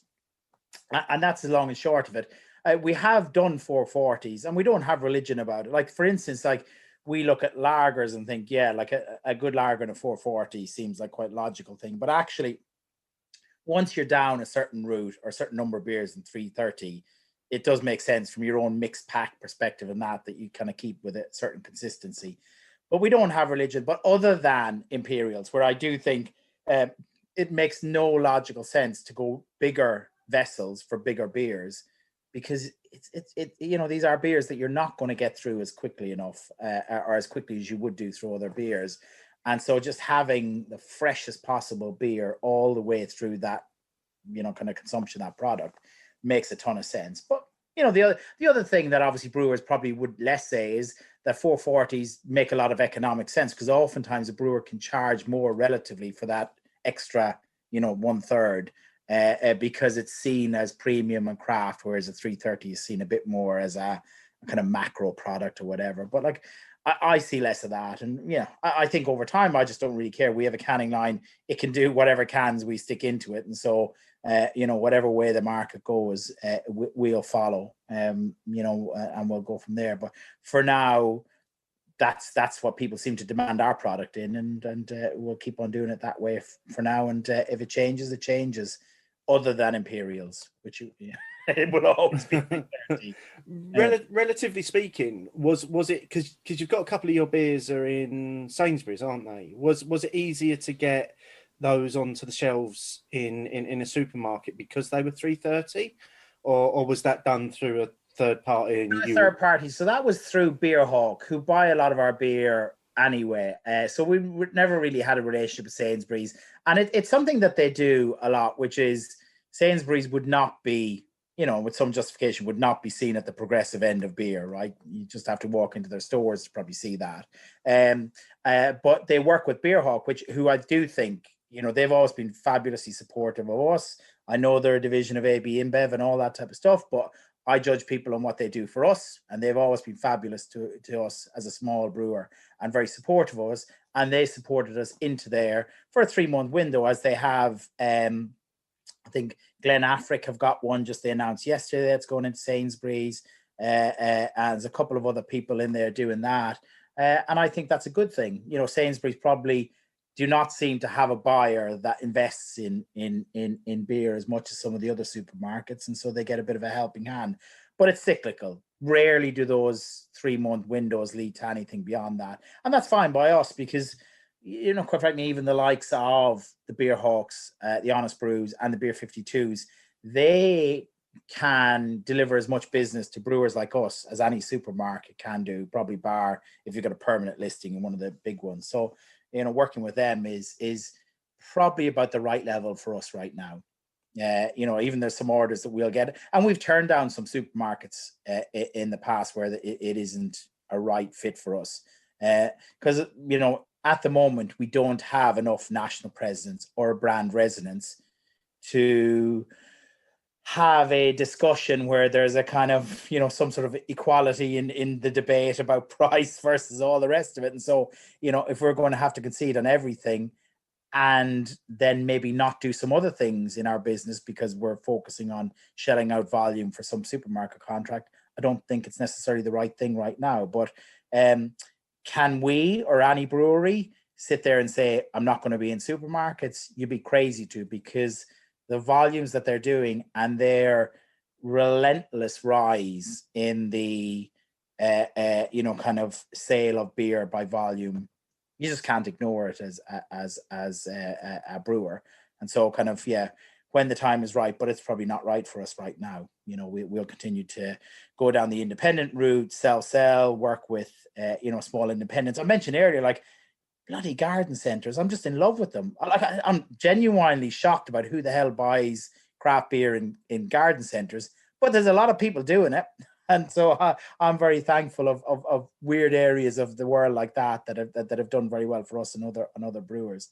And there's plenty of business out there when we've got a small enough capacity that we have to make trade-offs anyway. Then I'd rather be making trade-offs about supporting our local community, direct selling, or some of those things, than saying let's go all in on some supermarket deal, etc. But in the long run, of course, that's probably going to have to feature in our future. if I'm honest, Combie, I'd say with what we've heard from you tonight in terms of the way that you've set the brewery up, and you know, the whole, almost like, and don't be offended by this, but almost like the whole country file feel to what you've got set up there. I could see your beers in somewhere like Waitrose or Booths rather than the Sainsbury's, Tesco, Morrison's sort of route, because I think they're more of a fit for the sort of consumer that shops in those supermarkets. I you know, I think every brewer probably has views about where they want to start, if they do want to start a supermarket journey, where they're going to start. You know, and it's probably the same. You know, some of the people that you mentioned, you know, and as an example, like cooperative and stuff like that, where, you know, you can kind of manage it. There's manageable volumes. The price point is right, so it doesn't mean that you're going to disadvantage the other people, you know, who are selling your beer and stuff like that. You know, and so hence the reason that I think we're in a fortunate position that some of the assets we have is a tap room, a good locality and community, but the other asset we have is we have a decent balance sheet, and as a result, we are not desperate to do volume anywhere or to get every penny in cash, because that's the definer of whether we pay our bills next month. We're in a very privileged position where we can be patient about how we grow, and it's as important for us to build a sustainable, profitable business that does the right thing consistently than it is to go, oh Christ, I've got some bills to pay next month, I badly need cash flow right now. And I'm just aware that that's a very useful position, and wasn't always the case. During the height of the pandemic, when we were selling all those growlers, we raised a bunch of money we have 26 shareholders, and all of those shareholders were enormously, I don't know, impressed is the wrong word, because that sounds a bit crap, but they saw what we did and they said, these are people who know how to fight. And I think that's the reason that they backed us again, to raise a bunch of money, some of which we put to building our own canning line, and some of it which we've kept as a rainy day fund, almost, for inevitably when things don't go our way or there's extra lockdowns or stuff like that. And that's a real asset that we can use to give ourselves some breathing space to do the right things. So yeah, we'll see how that goes for us, but patient growth is how we term it. And as hospitality is opening up again, and hopefully we are looking forward to a summer of enjoying drinking in and outside at venues again, where are you going next with Round Corner? What's the ambition over the next 12-24 months? So I think that there's probably, there's probably like three elements to it. One is our home, and really investing in that. So as I said, we've built a pizza restaurant. We're going to obsess about just running every weekend, like another reason to come out. And I do think tap rooms are not just about beer or whatever, like drinks. It should be about food. It should be about experiences and all those types of things. So we're determined to make that just more and more a place where people want to come to, and then that other people will learn from. I think clearly kind of really working on our packaged product, cans, and you know, part of that being a web shop, and you know, kind of directly telling our story and selling remains important. I think the volumes that we've been selling and everyone's been selling via web shops has declined a bit over the last couple of months, you know, certainly versus the peak times of last year.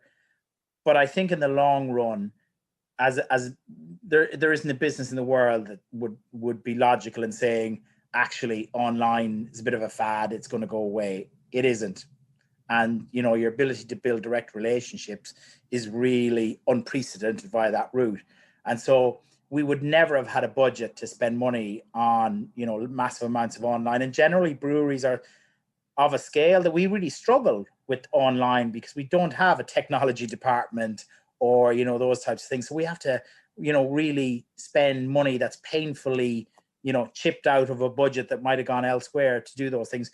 But I think that's a decision that we've made, that we want to do more and more in that space to kind of grow out. And then I think working with pubs and restaurants and other people as they come back, and probably in that area, it's about potentially a smaller number, but however many, but more intensive relationships. And I think this is going to be a very common theme across breweries, is we're not going to be focused on selling the odd keg or cask here and there. We should be obsessed about developing very deep relationships with venues and permanent relationships with venues where we really invest in making them successful, and likewise, rather than, that's great, we've given you a keg, we'll see you in 8 weeks for another keg. Of course, we deliver against that business, but I don't think that business has as much legs as developing really strong relationships with pubs and restaurants and others. And that's where we're going to spend our time, is developing strong, intense relationships and permanency with a lot of people, probably in the East Midlands would be that, so that we have a rock solid foundations to our business, because ultimately one of our visions is to become the iconic brewery in the East Midlands, which is not just about being relevant in the East Midlands. It's about when people think about us internationally and stuff like that, they think, yeah, that is a great brewery. They're in the East Midlands, we go see it, whatever, blah, blah, blah. So yeah, I think there are 3 elements: our home, direct relationships, and partnering with pubs and restaurants to really deepen the relationships we have with each other. I'd say from what we've heard tonight from you, that the passion that you have for what you do, what we've tasted tonight from you as well, I don't think you're going to have any difficulty in achieving any of those ambitions, and I wish you all the very best of luck with it as well, because it just sounds like you've created this amazing space, a community that's wrapped around that. But what's at the core of it is just some really, really tasty beer as well. From everything we've heard from you tonight and what you're saying, and I suppose most importantly, and something which we always come back to, the liquid in the glass. All of the beers have been really good. I still want to see that Mackinaw on cask. that out of the 4 beers we've had, that's the one which screams cask. But this Society for the Encouragement of Virtue is just definitely too easy to drink for a 10%, because it's got that light body. So it's got the complexity, it's got the flavours, but it's light. And I think that would mess with some people's minds, because I think they're expecting that to be a thick beer, and it's not. It's not in that element. I've had beers which are 2 or 3% less with a similar sort of style, and they've been a lot more viscous, a lot more oily, and have taken longer to drink. This, I would have said, oh, it's an end of evening beer, but I'm actually thinking, well, it's a penultimate end of evening beer, which is probably going to end up badly, but it's the liquid in the glass leads for me, and then everything else you've layered on top of that just adds to the whole story. And listen, there's no denying, I talked about those 3 elements, but at the core of our business, we are tremendously production driven. So we hire brewers, and typically people who have degrees in brewing and stuff like this. And so we have this kind of production mentality, which is huge, led by Colin, who's 25-year master brewer, judges at the World Beer Cup every 2 years, etc. We've brought a guy called Mike over from Italy. He's brewed in Italy and Sweden and thing. And then our most recent addition to the family is Lara, who we brought over from Brazil, where she worked for AB InBev. And what a job to bring someone over from Brazil right now. So she's currently isolating in Heathrow Airport. But we try and find the best people we can find wherever they are in the world to come. And to be honest, we love the thought of bringing Italians and Brazilian people to Melton Mowbray, and it just adds to the culture of our brewery and the community and those aspects. And these people are magnificent brewers. And so, we really believe in manufacturing excellence. So the amount of money we spend, so we have a reverse osmosis water treatment, huge gas steam boiler plant, a lab that's probably disproportionately large for what we have. And none of those things necessarily will mean that we can add a penny to the product. But what we know with that, and owning our own canning line, etc., is that the quality and consistency of our product, so that we know when someone gets our product in their hand, they're going to, if they enjoy that first one, the second one's going to be identical. And that's a lot of the issues that we would have had where we were outsourcing canning etc. Is you couldn't always guarantee that. And we know we will do. So we'll never take our eye off the liquid and making sure that that's our definition of craft, being the pursuit of perfection. And so, for us, we hope we'll continue to win world titles, all around the place. But more importantly, just that people love our beer. The biggest one we say, and I've talked a lot about what gets us excited, but some people, they'll say, Round Corner, I've never had a bad beer from them. And like, how good is that to hear? That's just a beautiful thing for us to hear. Where if someone says that, we're doing our job right then. Absolutely. What we'll do is we'll put a link in the show notes to where people can find out all about you, where they can order your beers, how they can visit you, all those sorts of things. We are very, very grateful for you obviously sending these beers to us to drink on the show tonight. So thank you for that. Just before we wrap up this evening, just a bit of a thank you to everybody that joined us this past weekend on our Hopinions and Friends Summer Sesh Weekender. It was one hell of a weekend. And I think, Martin, what we'll do is maybe cover that off in the next show under Beery Adventures, just having a little bit of a look back at that, because we did have a great time across the sessions. And definitely echo. It was such good fun to see everyone, and as good fun as it was, I, like Steve, hope that we don't have to do too many of those kind of sessions virtually, because I want to see all of you in the pub, at a tap room, in a city where I haven't been to before, or haven't been to for a while. But yeah, I think we can go into that in more depth in the next show when we haven't got a guest, Steve. Yeah. And just one additional thank you to everyone that got involved in the mini badge quest that we ran over the weekend. There was a few people who said they'd donate £1 for every badge that they got off of Untapped over the weekend to the fundraiser that I'm doing for Prostate UK, my 100-mile bike ride, which, as folk listen to this show, if you're listening to it on the Thursday, I'm going to be doing that 100 miles over this coming weekend. So 14th, 15th, 16th of May is when I'll be torturing myself on the bike. There's still plenty of time to donate any spare pennies you've got. There'll be a link to that fundraiser link in the show notes. Martin, what have we got coming up next time? Well, as we alluded to, it's just us, Steve, but we are going to review the beers that we made.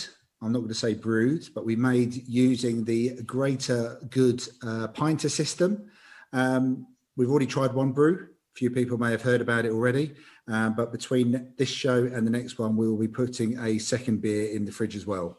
So it'd be interesting to see how that second one comes out. Yeah, we'll be drinking that along with chatting about whatever it is we're going to chat about, catching up on news and generally all the things that we normally do on Hopinions. Combie, thank you once again for joining us this evening. It's been an absolute pleasure listening to the passion that you have for what you do. And certainly your taproom has just suddenly gone right to the top of the list of the places that I really want to visit. So hopefully I can make that a reality very soon. But thank you so much for giving up your time. Thank you so much for the beers. All that's left to say is cheers. Cheers. Cheers. Thank you, Steve and Martin. Cheers, mates. Thank you very much.